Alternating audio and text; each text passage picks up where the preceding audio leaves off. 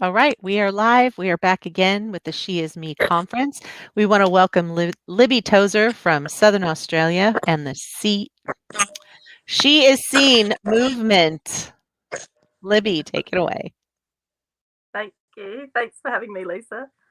Um, I thought basically I'd start with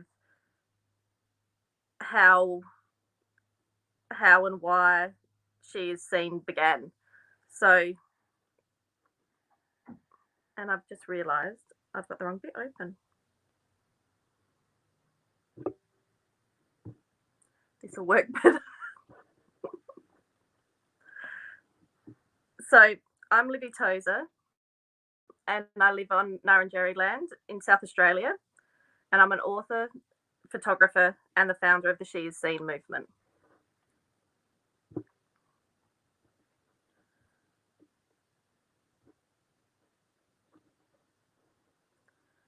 I'm the eldest. I thought what I'd do is go back through what that means and how this all started. So, I'm the eldest of three kids. I've got a younger sister and a brother, and I was born on a dairy farm. Um, but ironically, I can't eat dairy anymore. So, anyway, that's a bit of a sidetrack. Um, but when I was a kid, I'd sit outside surrounded by animals, connected and present in the moment. I'd talk to the trees in my yard and I'd play make believe. As I grew older, I spent hours at the beach and in the ocean. I was part of the sea, and the sea was really part of me. I became a teen who was borderline arrogant and would literally yell at people to get off sand dunes.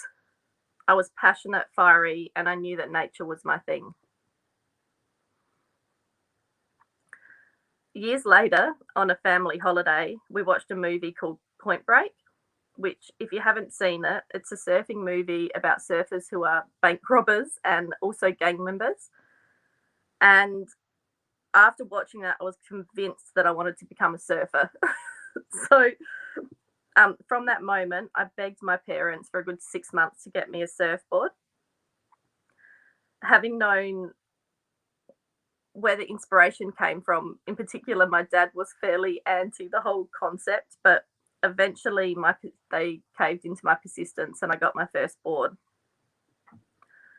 I've learned about myself as an adult that I've got ADD, and that this can mean when I narrow my focus in on something, can become rather obsessed, and surfing was no exception. I was completely hooked. I'd surf before school and after school every day and began competing. By the time I was 18, I was sponsored by multiple surfing companies and had been competing at a state and national level for most of my high school years. Growing up as a competitive sponsored surfer was, in hindsight, a really interesting space to live my teenage years in. It did seem to me that certain brands targeted surfers for their surfing skill, and in particular female surfers, for a particular look that they had, which was a really big realization at a young age. So, even as a 17-year-old, and probably even younger than that, I had the understanding that there was a type that these brands were looking for.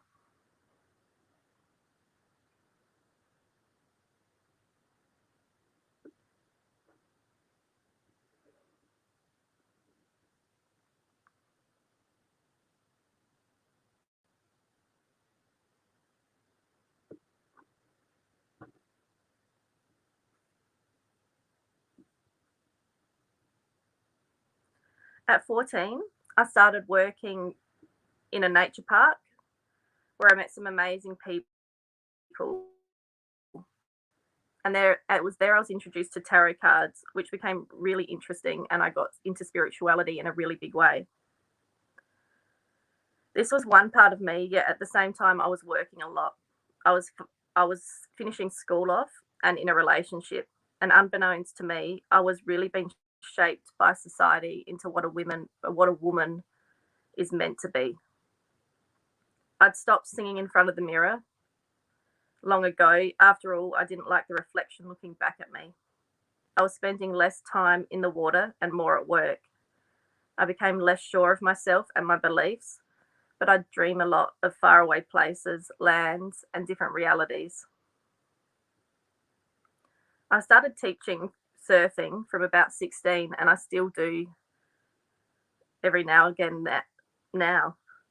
I've also worked in a few surf shops, and a thing that has really imprinted on my mind over the years is young girls trying bathers on. I mean, I've literally seen 12-year-old girls go in with 16 pairs of bathers and come out with no bathers but red puffy faces because they've been crying and they don't look how they think they should look.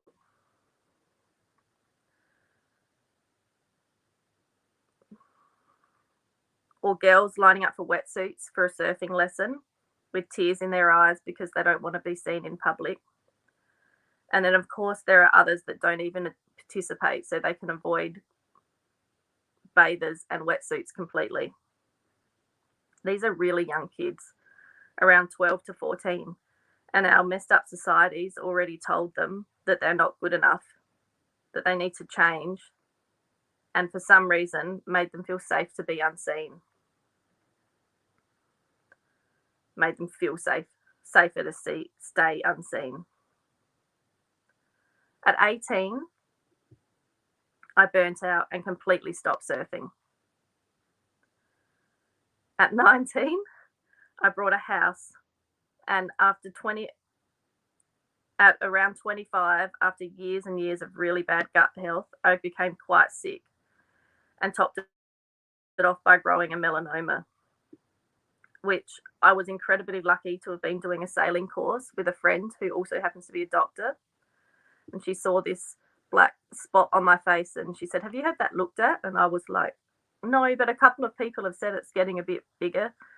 And she's like, "You need to come and get that looked at this week." And anyway, they cut it out and it was a melanoma. And then I had to have another little bit cut out, but I was extremely lucky. And they got it all.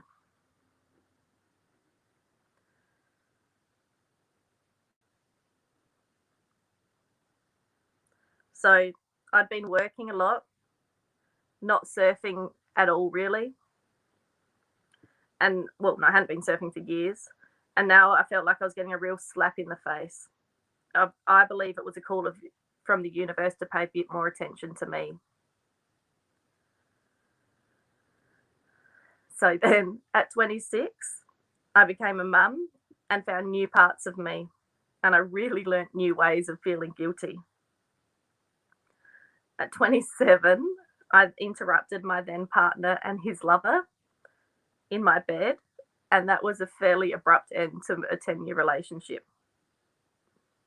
I'm going to put that one down as another slap in the face from the universe, but in hindsight, that was one of the best things that ever happened to me. My life was to take on a whole new direction. So after that, I still had postnatal depression, was very broken, and had lost sight of who I was, and my naive view of the world had been absolutely shattered. I had little to no self-esteem and a 1-year-old baby who was entirely dependent on me. I wasn't functioning. Fast forward a few years, skip a few houses, learning to be a single mum, dating as a single mum, buying a house as a single mum, and deciding what it was that I wanted to do with my life. I was starting to find the way back to me. So anyway, I'll jump ahead to She Is Seen, to about 7 years ago. My daughter and I were living in this beautiful old 1890s cottage, which I was renovating. And I'd previously written a kid's book about fairies and dragons and connection to nature. And I'd written another kid's book, and this time it was about a little girl that wanted to grow up to look just like her mum. And I found myself in negotiations, this time with a publisher. They kept wanting to kept wanting me to make changes to it, and it was getting really, really confusing. So after 6 months back and forth, I finally got an email from the publisher saying that he felt I was empowering the mother too much as opposed to the child, which he was completely correct. I was empowering the mother more. And he also was kind of a genius because he kind of got the ball rolling on what is now She Is Seen. So pretty much from that point, it all began to fall into place. I decided to write not only for the mother, but for all women. Before this book, I had always struggled with body image and self-acceptance. And looking back over my life, there are times that I can see if I would have had better self-worth, I would have made better decisions. So this book that I'd written was partly inspired by an awesome TED Talk I'd watched by a woman named Megan Ramsey called Why Thinking You're Ugly is Bad for You, and by this small child I had in front of me who, in her exact words, wanted to look and be just like me. But this second children's book was instead to turn into a movement. So I wrote Through Her Eyes, now for the woman, and then found myself needing an illustrator. I actually tried illustrating it myself, but then it dawned on me photos would work better. At this point, I had no idea how many photos I'd need for a book like this, or that it would be incredibly expensive to hire a photographer to take. I think there's about 300 photos in the book, from about 50 different photo shoots. And I definitely had no concept of the journey I was about to launch myself into. So I decided to go absolutely all in. I sold my house and invested in a very expensive camera that I had no idea how to use. And another long-held dream of mine, a camper van, so I could travel with my daughter. The dream was to be able to live on the road as a writer. Anyway, I put a post on Facebook and said I was working on a new book and asked if any women, basically in my extended friend circle, would pose for me to take photos of them. I was overwhelmed with the response, and in all honesty, completely surprised by the way women were happy to bear all. I initially intended to take photos of torsos only, and I created a private Facebook group and said, I was trying to explain it. I said, I think we're going to use a sheet to like cover your boobs and another one to cover your pubes, and we'll have, I don't know, 2 women at each end holding the sheet. So all we're going to photograph is like a line of stomachs, which I still don't even know how that would work. But yeah, I quickly found women were happy to bear all for these photos. Before each photo shoot, I'd begin by reading the first chapter of Through Her Eyes, and it really seemed to strike a chord with women. I thought I'd read that for you now to give you an idea of what it's all about. What if we could see ourselves through her eyes, that which we've forgotten how to see? What if by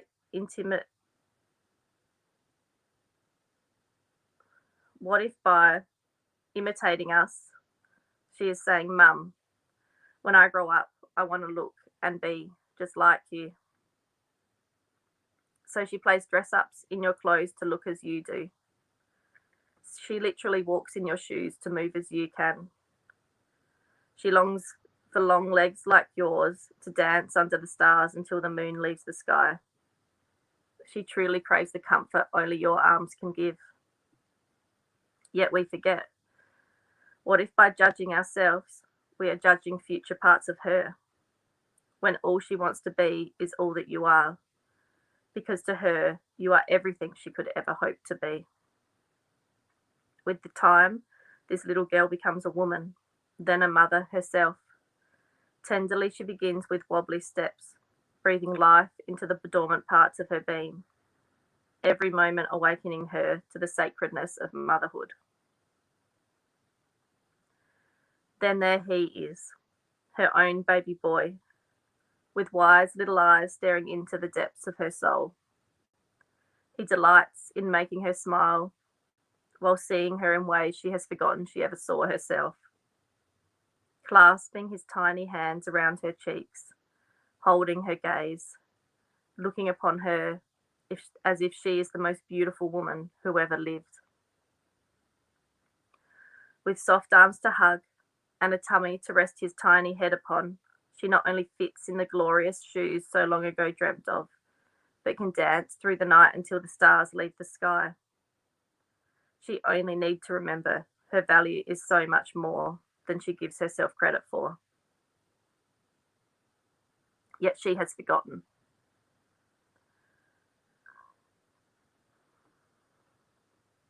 That's part of the first chapter. So women really got behind the book concept. And on the first day, or the first shoot, it was absolutely freezing. And we did it in a little town called Wollonga in a gully in South Australia. It was so cold, and there was all these 6 women. I think I'd met one or two of them before. And they were all there standing before me, completely trusting me in the process. And I was petrified for a few reasons. The main couple were that I had all their trust, and I felt a great deal of expectation in a good way, but to honour them. And also, I really didn't know how to use the camera yet. Before I'd gone to the photo shoot, I'd actually had a friend and talked to a friend, and she'd written down notes, and she said, if the light comes out, you change it to this setting, and if it gets darker, change it to this setting. And I had all these dodgy notes in a note on my phone, and that's what I was going off. So these women were so vulnerable, and I was like, oh my gosh, I might stuff up these photos. Anyway, that's where it began. Soon into the journey of writing the book, I realized that not all women have children for many reasons, but I thought I'd share the next chapter of the book. It's a journey that's been shared by me by some really close friends, and it definitely needs a trigger warning about infertility and loss in case you'd rather tune out for a couple of minutes.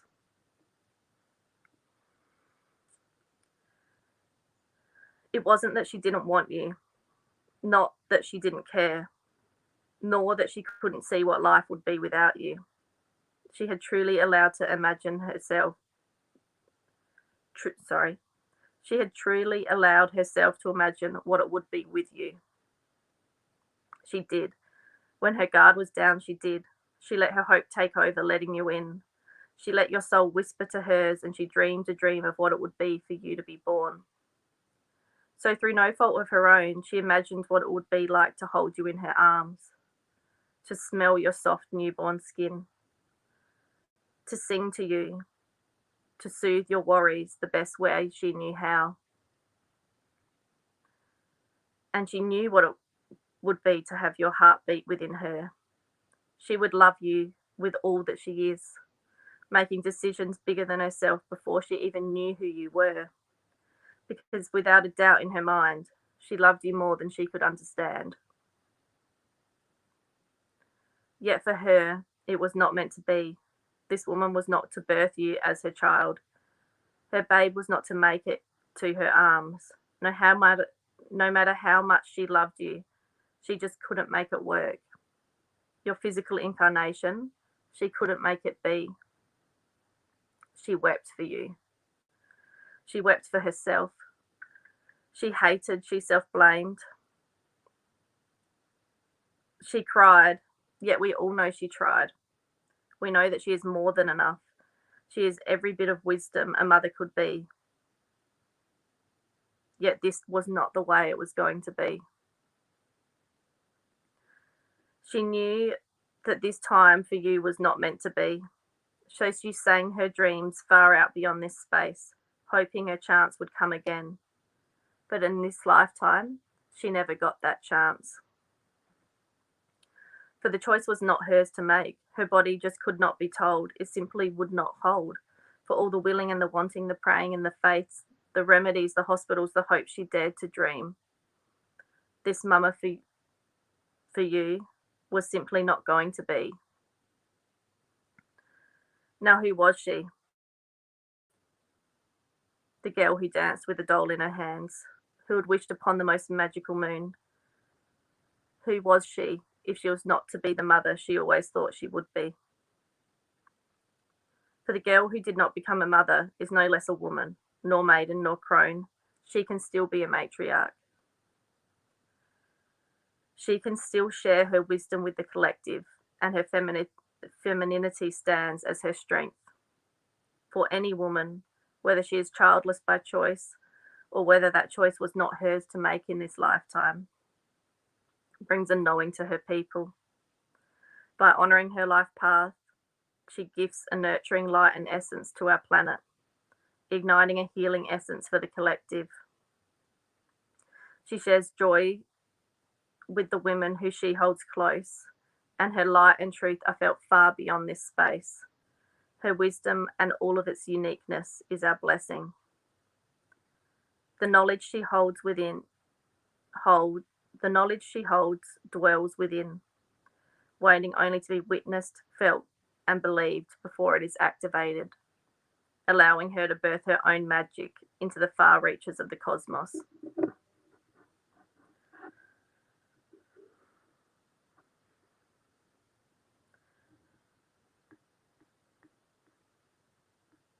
This whole journey has been really huge for me in so many ways. First, there was writing the book, and then came finding the women of Through Her Eyes, who we now call She Is Seen movement. It's hard to believe the photo shoot started just over 3 years ago, and now to think what I know the next stages are that we're moving into, it's both exciting and scary. These women literally changed my life. Each photo shoot, it got a little easier. At first, I admired their bravery and willingness to put their own self-doubt aside, and to pose nude for photos takes a lot of courage, willpower, and trust. So these women came forward. They were brave enough to say, "This is who I am." I know for many the next line would have been, "And I don't like it, but I don't want my kids to feel like this, and I don't want to feel like this about myself anymore either." And that's what this is all about. We're all on our own journeys, doing the best we can. And as a collective, these women stood in front of the camera, literally bearing all, with the hope that we could change this space, that we can let go of the need to fit into the one size fits nobody mold we're constantly bombarded with, and begin to create a space where we as individuals are honoured for everything that makes us who we are, including our bodies, which I can now tell you, after photographing over 500 women, either nude or in their undies, from my perspective, bodies are absolutely amazing. It's hard to find It's hard to find fault in anyone's appearance when you look at them as an entire being, when you see them for all that they are. Our bodies hold and tell heartbreaking and entirely beautiful stories. And although the programming that we've all been slammed with about what's wrong with us is hard to ignore, I truly believe every time we decide we're okay with ourselves, there's a small step in the right direction. This is how we can change this space. This is how a ripple in the pond is created and felt far beyond ourselves as individuals. So basically, that's how and why I started She Is Seen. I began with a camera I didn't know how to use, the proposal for a book, and then it just kind of took off. And both men and women really got behind it, and now it's become a movement. So once the book was written and I had all the photos, I ran a Kickstarter campaign to pay for the publication. I wanted to print it locally and sustainably on recycled paper. So the campaign which cost a fortune, but the campaign was successful, and we raised $17,000 to print Through Her Eyes, and the rest is history. So that was a couple of years ago. I thought I'd read one more passage from the book, because it really brings home what the community of She Is Seen is. She heard their call. The rumbles of their beings began shaking her, knocking at her door. She knew of the ones that danced in the rain, the ones who wept together. She had felt the echo of their chorus calling to her being. Yet she wondered if they were real and doubted they would ever come. Yet she never knew what they would be to her, what they would see in her, or how they would let her be seen. It was only upon meeting them that she began to know within every fibre of her being. She could trust that when she feels free enough to dance in a crowded room, once she knows her own worth, that her uniqueness is her strength, it is then that she'll choose to sit with only those who honour her in the way she now honours herself. It was then they came to her, each on their own path, yet seemingly cut of the same cloth, not all alike, yet all of a similar vibration, each with a different wisdom to offer, to share, and be witnessed. These were the women one hopes to sit with, the ones who share a dream, whose hearts beat to the same rhythm, whose paths have also been long and windy, all leading them to this place. These were her women. They had been battered and bruised, broken and remade in oh such a beautiful way. They were strong, courageous, and a wise group of women who had arrived at her door. The ones who would hold her when she cried, who loved her when she was wrong, and would always, without a drought, truly allow her to be seen in a way that only a woman could see another. And the wait to meet them was worth it, because they allowed the way they saw her allowed her to truly honour herself. For out for without these women of her cloth, she may have never understood all that she was. She may have never risen to be all that she could be. I'm so grateful for this experience. It's not been an easy journey to get into this space and hold myself there. And there are plenty of times I've doubted myself and questioned all of this. But I'm really grateful for what this has brought into my life. So 3 years down the track, I run a membership about self-development and still do huge group photo shoots of women from all backgrounds, shapes, sizes, and ages. And we then use the images to create an annual calendar which raises money for women, in particular women that are escaping domestic violence or homelessness. And the huge photo shoots have become a really big thing. And I found that women are more comfortable in black bras and undies as opposed to completely nude. So that's what we do. So what I've learned from photographing over 500 women with no clothes on, it's a funny thing to say. Wow. I've learned it's people, relationships, and connections that are important. It's insidious, the marketing and the narrative we've been surrounded by, and clever. Even when we understand exactly what's happening, it's hard not to buy into the trap of believing we're not good enough. They want us to believe there is something we need to do, be, or preferably buy to fix that which is me, you, and us. I've begun to question what would happen if we all stopped believing that we need to do more, buy more, be different, and instead chose to be completely as we are. The women I've photographed have literally changed my life, and some of them are no longer with us. Nothing has rammed this all home for me more than that. I've photographed women who are soon to pass, and they still have felt self-conscious about having their photo taken. But on the flip side, I've seen the power and the healing that comes from simply allowing ourselves to be seen. I've learned that people want to be seen and heard, and when we create space for that exact thing to happen, people really step up and support each other. I've learned to ask for help and accept it.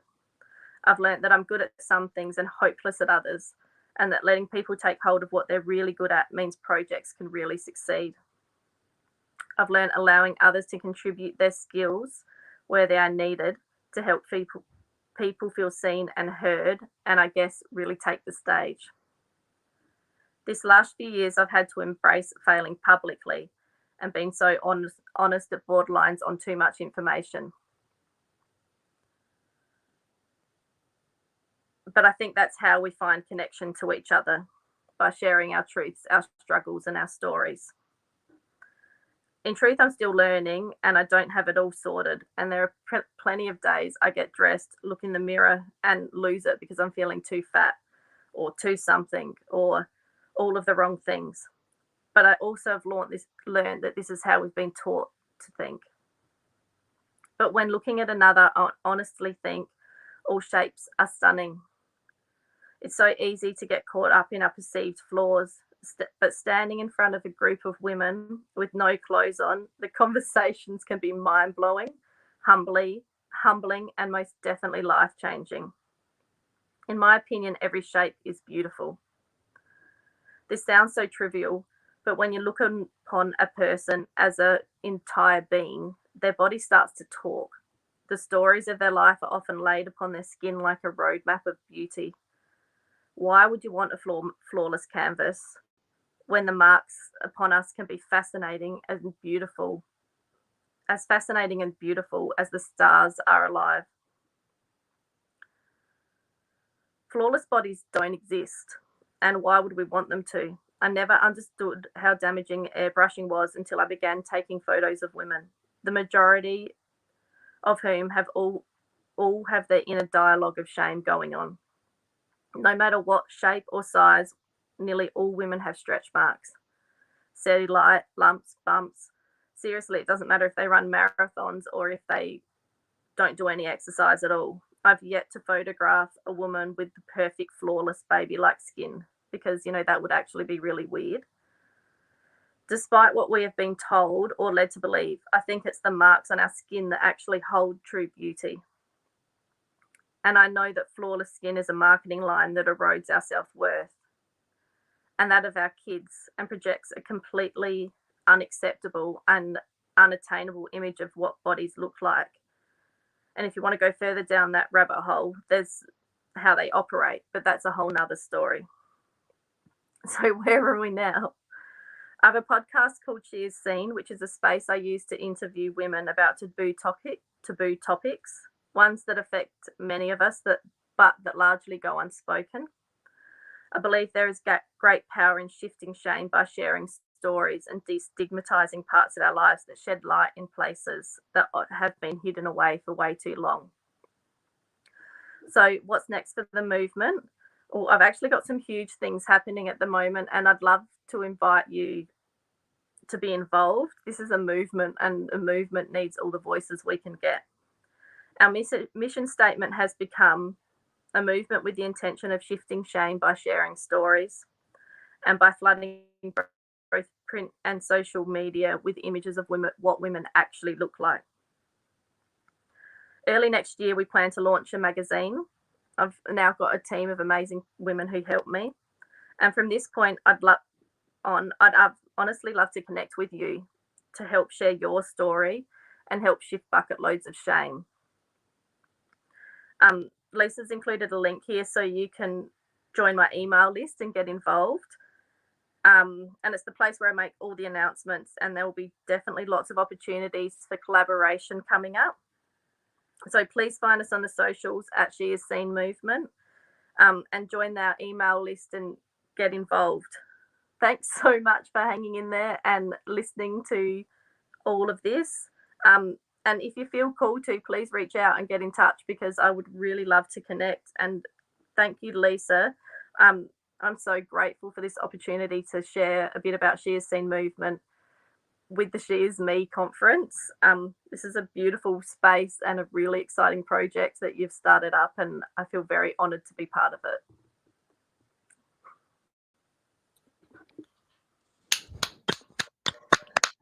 Bravo. Thank you, Libby. Oh, I'm so excited that you're here, and I'm so happy that you shared all of that with us. And I know it's early for you there. Thank you for getting up and joining us, and for everything that you do. You're so inspiring. Your work is so inspiring. I'm so happy to be connected, and